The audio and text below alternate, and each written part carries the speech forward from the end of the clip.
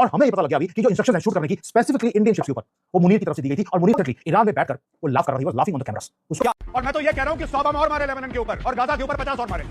Iran की नौसेना ने भारतीय जहाजों पर फायरिंग की है। यानी कि भारतीय जहाजों पर फायरिंग हुआ है आईआरजीसी की तरफ से। होर्मुज में भारत सीधे निशाने पर है। भारतीय झंडे वाले जहाज पर गोलियां बरसी तो दिल्ली में हड़कंप मच गया। के मुताबिक आईआरजीसी ने 2 भारतीय जहाजों को हॉर्मुज से वापस लौटने को मजबूर कर दिया। क्योंकि हो ना हो मेजर गौरव आर्या का यह वीडियो जिसमें वो इजराइल को अपना सगा भाई बता रहा है। मोदी सरकार को अब मेजर गौरव आर्या को सबसे आगे भेजना चाहिए। ये सिर्फ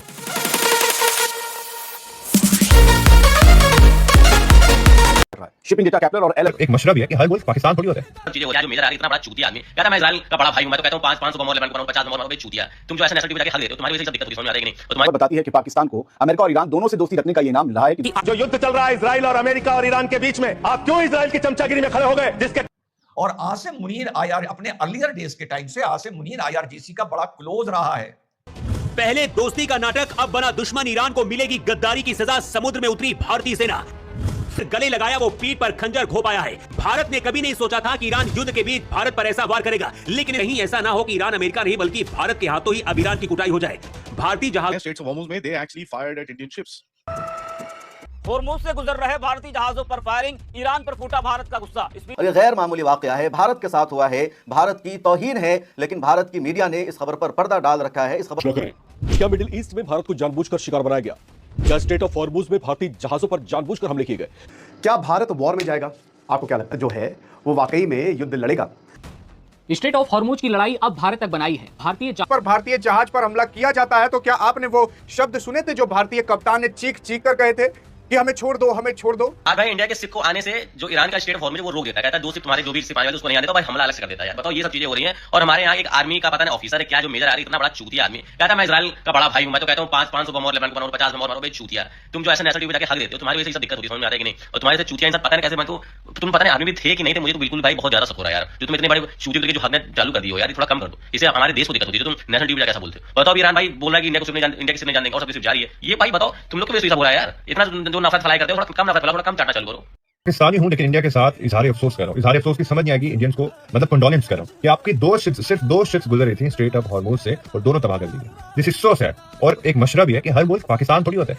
पाकिस्तान थोड़ी होता है कि झंडे लहरा के 20 शिप्स गुजर आएंगे स्ट्रेट ऑफ हॉर्मुज से। तो इस बात का ख्याल रखें, पाकिस्तान है। हाँ, अगर मुझे लगता है 2000 शिप्स गुजर आती है आपकी, 2000 शिप्स, लेकिन धुरंधर मूवी में, रियल लाइफ में तो पाकिस्तान है। आप भी पाकिस्तान के झंडे लगा लें, बहुत फायदा हो जाएगा। स्ट्रेट ऑफ हॉर्मुज में पाकिस्तान मौज काट रहा है। शिपिंग डेटा कैप्टन और LSEG के मुताबिक पाकिस्तानी झंडे वाला एक टैंकर यानी तेल ढोने वाला जहाज जिसका नाम शालमार है, वो UAE से क्रूड ऑयल लेकर स्ट्रेट ऑफ हॉर्मुज के रास्ते महफूज बाहर निकल गया।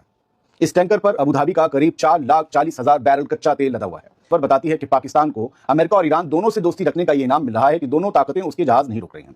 जो युद्ध चल रहा है इजराइल और अमेरिका और ईरान के बीच में, आप क्यों इजराइल की चमचागिरी में खड़े हो गए? जिसके कारण से हिंदुस्तान को आज गैस का संकट भुगतना पड़ रहा है। पूरा देश लाइन में खड़ा है, गांव लाइन में खड़ा है, शहर लाइन में खड़ा है, एक इलाका लाइन में खड़ा है। होटल बंद हो रहे हैं मान्यवर। मोरवी के अंदर गुजरात में टाइल्स की फैक्ट्रियां बंद हो रही है मान्यवर। भगौड़ा इस समय कौन है पूरा देश जान रहा है। भगौड़ों के बारे में मत कहिए। देश का प्रधानमंत्री गैस के संकट के इस समय में किस गुफा में छुपा हुआ है? पहले उसको निकाल के लाइए, पहले उसको निकाल के लाइए। प्रधानमंत्री किस गुफा में छुपा हुआ है? मंत्री के बारे में आप हमारे ऊपर टिप्पणी कर रहे हैं, आप हमारे ऊपर टिप्पणी कर रहे हैं। इंटेलिजेंस की कि सारा कंफ्यूजन मुनीर आसिम मुनीर करा रहा है। और आसिम मुनीर अपने अर्लियर डेज के टाइम से आसिम मुनीर IRGC का बड़ा क्लोज रहा है और वो अमेरिका के इंटरेस्ट को कॉम्प्रोमाइज कर रहा है। मुनीर ईरान के खिलाफ कभी नहीं जाएगा। पाकिस्तान न्यूट्रल नहीं है, पाकिस्तान ईरान के साथ है।